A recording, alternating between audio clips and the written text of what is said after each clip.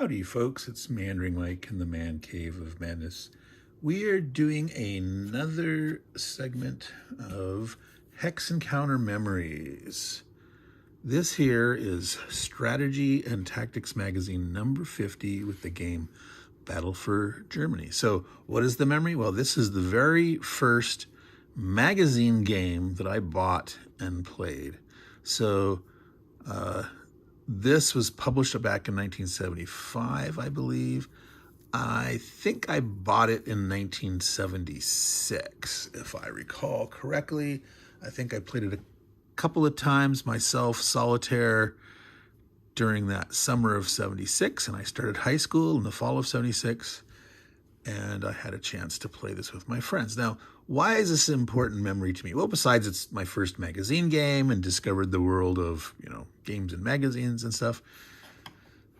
One of the funnest aspects of this game was, well, two things. One, the very unique way in which you got to play two different sides in a two-player game. I'll explain that in a minute. And the other was me playing against my friends in the three-player variant and winning as the Germans twice. All right, so how does this game work? How is it different than most Hex Counter war games? Now, here's the rules. The rules are 8 pages, but most of it, there's a cover sheet, train effects chart, combat results table, and then there's a couple pages of, or a page of like designer notes and a couple pages of different scenarios, okay? So all total, it's about 5 pages of rules. So it's easy to learn.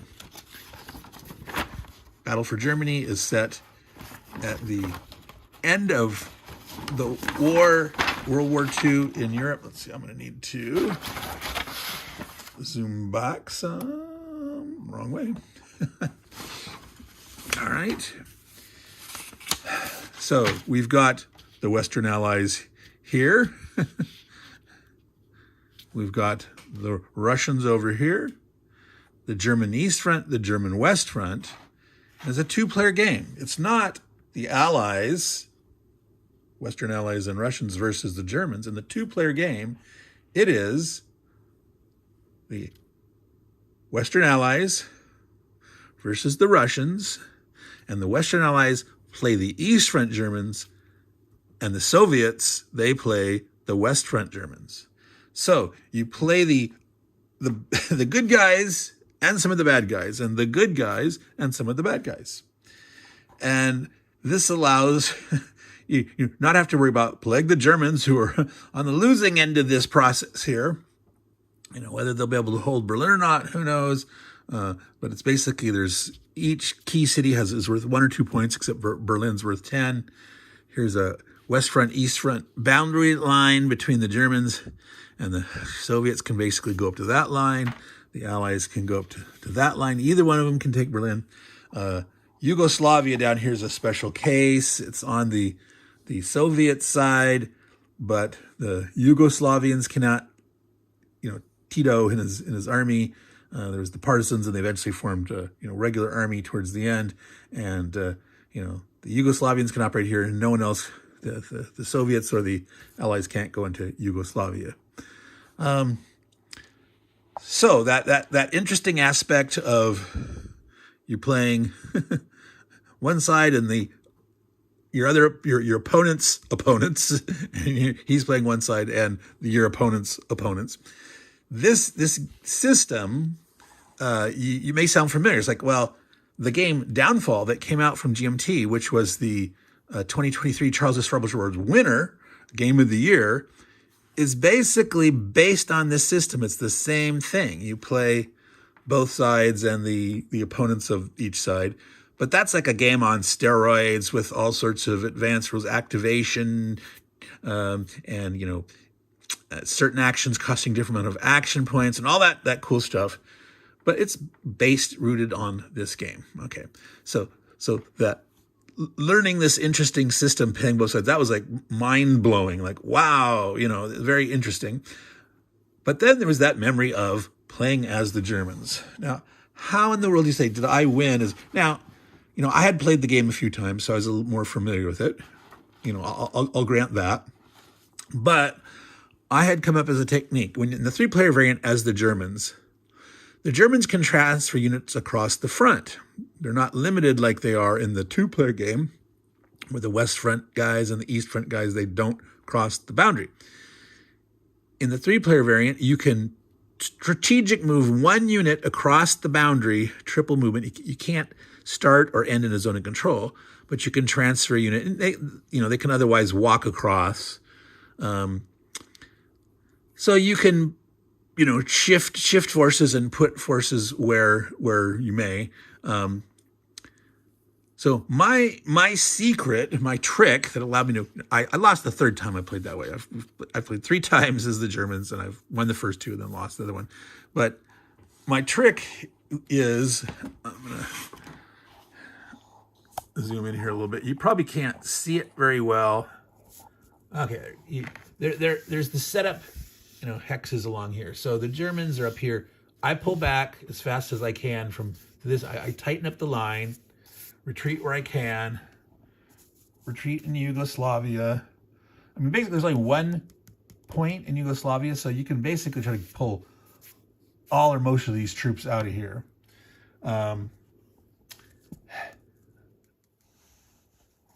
The key, let's see here, is these 823 Soviet fronts. Okay, they're big, they're slow. They have. In an 8 attack, they have a 20 defense, but these guys, if they get an exchange, you can end up losing a huge guy. And so what I would do as the East Germans was sort of spread out my line, defend every 2 or every 3 hexes, get the grain right, leave behind little guys. and basically trying to give the enemy big odds, and hopefully they get exchanges. And especially if they lose a bunch of those fronts, part of the problem is there's certain key cities that when the Soviets take them, they have to leave a front behind in them to garrison them. I need to zoom back a little bit here. So Warsaw, Prague, Vienna, and of course Berlin. You can't let them into Berlin. You need to have enough points to win as the Germans. And so I would try to force exchanges with the Soviets, hoping that with all those, and I think attacking is totally optional in this game. So the Germans don't have to attack. So they can fall back and spread their line out in the right way. And what I would do is I'd transfer the 758. There's 2 758. There's one here, the other one's here. And I would get those off the line and then use them, use that strategic movement to get them over to here. And the Germans actually go before the Western Allies on the very first turn. And that represents like the Bulge attack. It starts in December. First turn is December of 1944, right? And so there's a potential for the Germans to clog up or hurt the Allies over here. And if they bring over some of those, key armor units there, they can do some nice counterattacking. So it becomes a real slog for the Allies to try to break out here.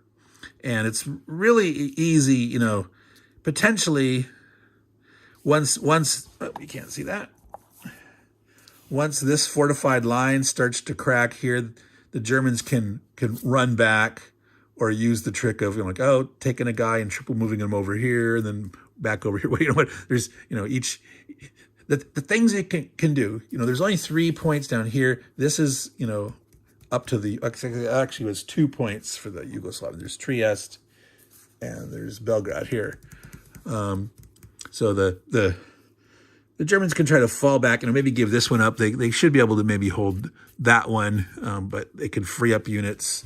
And once this starts to crack, there's no way, that you should totally be able to keep the Allies on the Italian front from getting through this. This is really terrible slog terrain. These are impassable. So you can keep them from getting out of here. And then the question is, can you keep these guys out of Munich,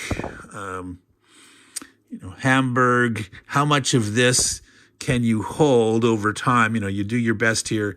But that was my strategy. and it worked twice. The third time, the player that was a little more, cagey, and he was working the odds a little better, and try to make sure he didn't risk so many exchanges. And where he did, he had the 6-4-6s or 7-7-4s instead of the fronts and things like that. But so that was my Hex Counter. Remember, here we're going over 10 minutes. I'm trying to keep these short, but this was my first magazine game strategy. This is not my first subscription. I'll cover that as a memory later. My first subscription of Strategy and Tactics magazine. But I bought this in the same store where I bought Panzer 44. And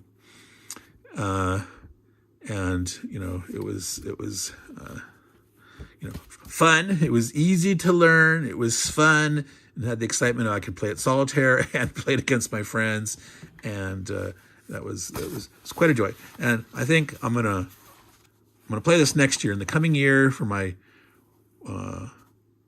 the War Rooms 10 game challenge for the year. I think I might put all my war game memories on that list, because I've got more coming and stuff. So maybe that'd be my theme.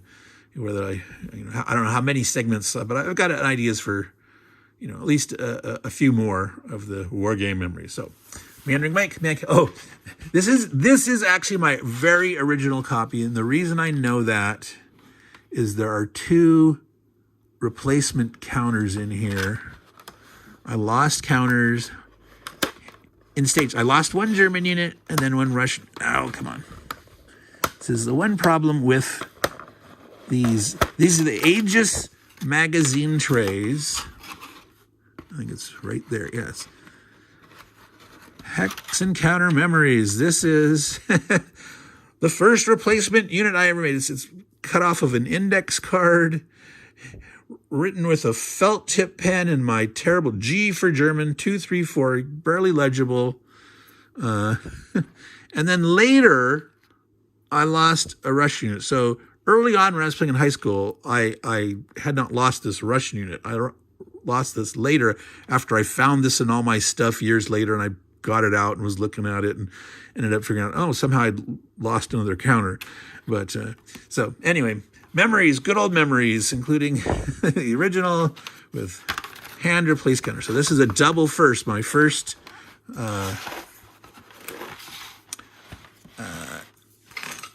magazine game, my first SPI Strategy and Tactics magazine purchased and played, and the great memory of winning as the Germans in the 3-player game. So, Meandering Mike, Man Cave of Madness, signing off with Battle of Germany. And remember, take care of your games. And this is a great solution for taking care of your magazine games. Aegis brand magazine counter trays. So take care of your games, and they'll take care of you. Ciao all.